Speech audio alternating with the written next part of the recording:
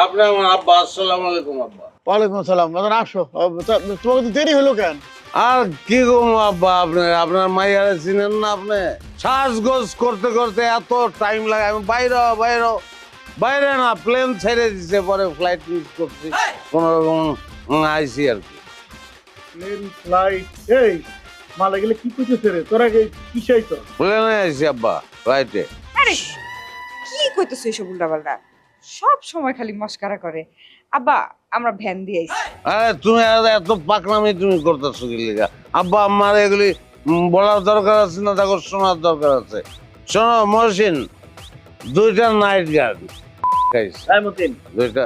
হ্যাঁ। আমি তোমার বউয়ের বড় ভাই। আগে তুমি আমার আপনি করে কইতা, আশা করি এখনো তুমি আমার সম্মান করে কথা বলবা। ও,